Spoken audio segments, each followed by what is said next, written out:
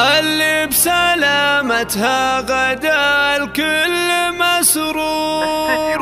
عبد الله الربيع بنت الرجالي، هي قبلة الدار وسعادها وهي النور، في طيبها وبفعولها الجزالي، في طيبها وبفعولها الجزالي.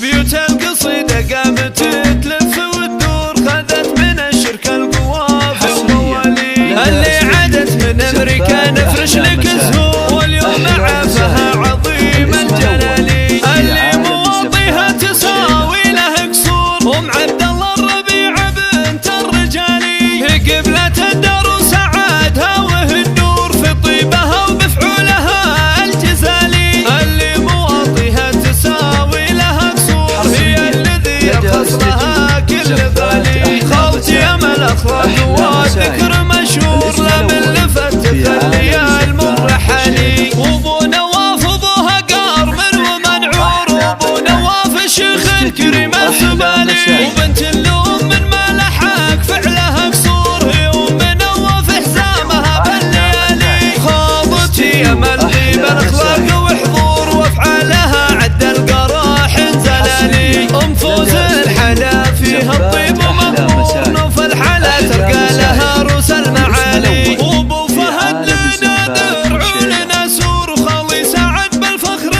والوتالي، وعيالها انه ما سوى الفعل مذكور، معربين صابعه من وخالي. ترى فوز بنت حمود الماس منثور، وابوها جعلها الله بجنة عوالي. بيوت القصيدة قامت تلف وتدور، خذت من الشرك القوافي والموالي، اللي عادت من امريكا نفرش لك زهور، واليوم عافها عظيم الجلالي، اللي مواطيها تساوي له قصور. عبد الله الربيع بنت الرجالي، هي قبلة الدار وسعادها وهي النور، في طيبها وبفعولها الجزالي، اللي مواطيها تساوي لها قصور، هي الذي يرخص لها كل غالي. خالتي امل اخلاق والذكر مشهور، لا من لفت تخلي المر حالي. وابو نواف ابوها قارمن ومنعور، وابو نواف الشيخ